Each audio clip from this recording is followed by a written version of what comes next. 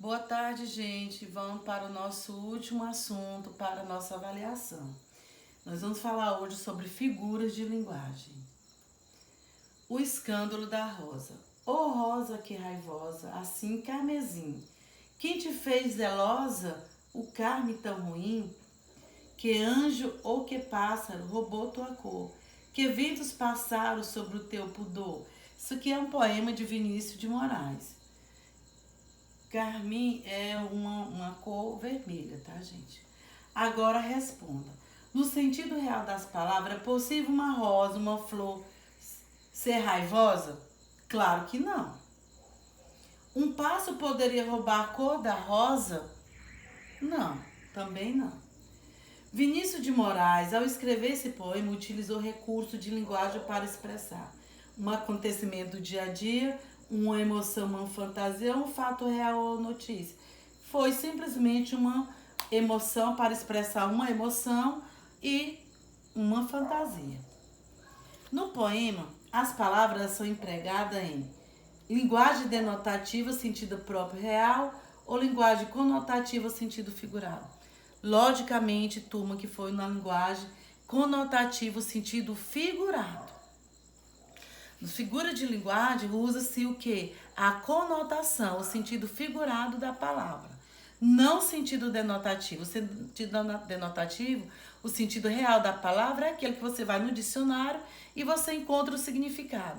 Já a conotação, o sentido figurado, você não encontra, é aquela que nos remete outros significados, outras interpretações. Ou seja, figuras de linguagem é um recurso que modifica os significados denotativos. Por que modifica o significado denotativo? Porque ela usa o quê? A conotação, que são as palavras com o sentido convencionais das palavras, a denotação, emprestando-lhes novas possibilidades de expressão. Essas novas possibilidades de expressão são o quê? Novos sentidos, novas interpretações. As figuras de linguagem podem ser figuras de palavras, figuras de pensamentos, figuras sonoras, figura de sintaxe ou de construção. Nós iremos estudar as figuras de palavra, figuras de pensamento e as figuras sonoras. Vamos começar com as figuras de palavra ou figuras semânticas. Elas recebem essas duas palavras. Em algum livro você encontra figuras de palavra, outro você encontra figuras semânticas. Consiste no emprego de uma palavra no sentido não convencional, ou seja, se não está no sentido convencional, está no sentido conotativo. São as seguintes. A primeira que nós vamos estudar é a comparação. A comparação, turma, é a figura que consiste no confronto entre dois elementos que mantêm uma relação de semelhança entre si. É quando você faz a comparação entre pessoas, entre objetos. E nesta comparação, ela vem com os elementos comparativos. Quais são esses elementos comparativos? Como, igual a, que nem, tal qual. Só são esses, professores? Não, são mais. Os mais usados são como, que nem, tal qual. Olha, como uma pluma, a borboleta pousa na flor. Aqui ele está fazendo a comparação da borboleta com quem? Com a pluma. Quer dizer, ela é leve. E ela usou o quê? O elemento comparativo aqui, como. Metáfora. É a figura de palavra que se estabelece uma relação de semelhança, de comparação entre dois elementos, sem a presença dos elementos comparativos. Gente, a metáfora e a comparação, elas são semelhantes, elas são parecidas. O que difere uma da outra é que na metáfora não aparecem os elementos comparativos. Olha, o personagem do livro tem um coração de pedra.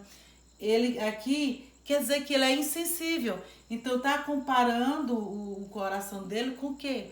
Com uma pedra. Aqui, Lucas é um touro. Tá comparando Lucas com o touro, quer dizer o quê? Que ele é forte, que ele é destemido. A catacrese consiste no emprego de uma palavra no seu sentido figurado por falta de uma específica para designar nova situação, que pode ser o elemento. pode ser situação, um ser ou um elemento. Exemplos que a gente usa muito, ó. A cabeça do alfinete, o pé da cama, o dente de alho, o céu da boca, o braço da cadeira. Usa o braço da cadeira porque não tem a palavra específica para isso. Então aqui nós temos que uma catacrese. Vou repetir novamente porque ficou aqui, ó. Consiste no emprego de uma palavra no seu sentido figurado por falta de uma específica para designar nova situação, novo ser ou elemento. Aí nós temos exemplos aqui na frente. A gente usa muito isso. O dente de alho, a asa do bule, o céu da boca. Isso aí são catacrese. Metonímia é a maior, que tem mais uso é a metonímia. Consiste no emprego de uma palavra no lugar de outra por causa da proximidade de sentido entre elas. Ó, quando há metonímia, os exemplos. A metonímia quando se emprega o autor pela obra, ou seja, o autor no lugar da obra, e diz: é bom ouvir Djavan. Você ouve Djavan? Não, você escuta as músicas dele. O concreto pelo abstrato. Meu pai tem um papo cabeça. Quer dizer, o concreto pelo abstrato, ele é inteligente, não é a cabeça dele, ele é inteligente. O abstrato pelo concreto. A velhice precisa ser respeitada. A velhice é o quê? Pessoas idosas. A velhice é o abstrato, pessoas idosas, o concreto. O continente pelo conteúdo. Vou tomar um copo de leite. Você não toma um copo de leite, você toma o líquido que está no copo. O inventor pela coisa inventada. A criança se cortou com uma gilete. Gilete recebeu esse nome de gilete porque foi o inventor da lâmina, mas o certo é lâmina. Como aqui. O lugar ou a marca pelo produto. Vou comprar um champanhe. Aqui é o vinho proveniente da região de Champagne, na França. Aí eles deram o nome, é a mesma coisa. Minha mãe comprou Bombril. Não é Bombril, é lã de aço. Ele usou aqui, ele trocou, ele substituiu a marca pelo produto. A parte pelo todo. Precisava de um teto onde morar. Teto aqui é a parte pelo todo é quem? É a casa.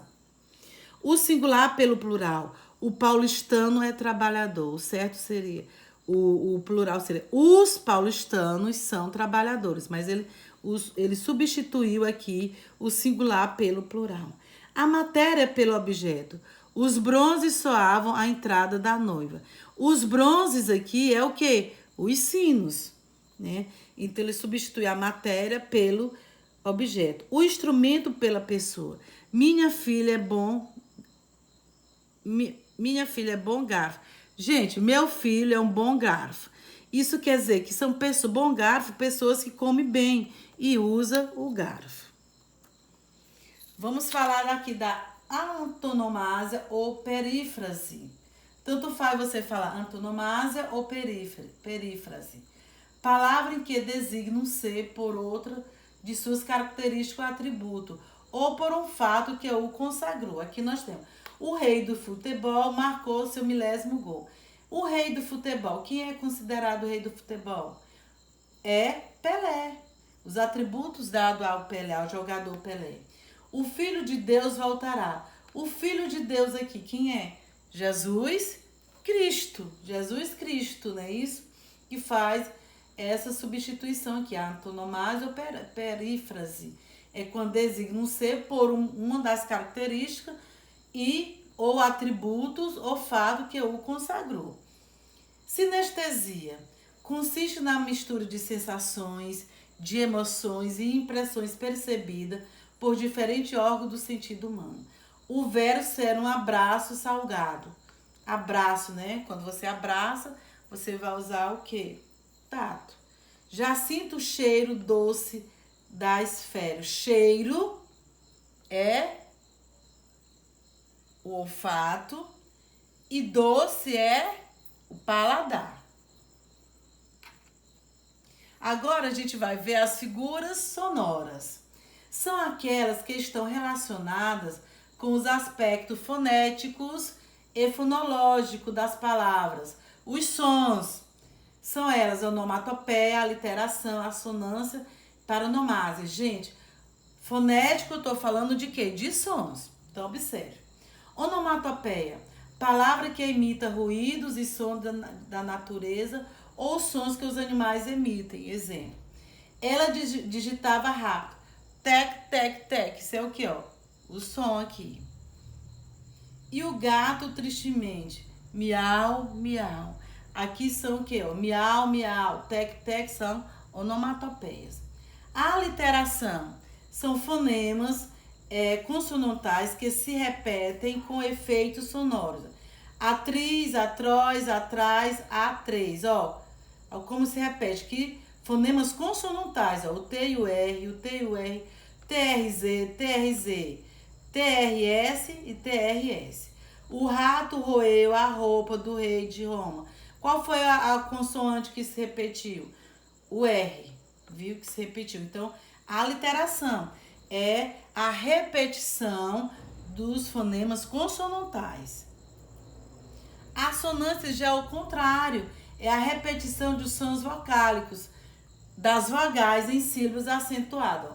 Juro que não acreditei, eu te estranhei, me debrucei sobre teu corpo e duvidei, e me arrastei e te arranhei. Olha, ei, ei, ei, ei, ei e ei. Aqui nós temos o exemplo de que a assonância, a repetição de quê? De sons vocálicos, de vogais.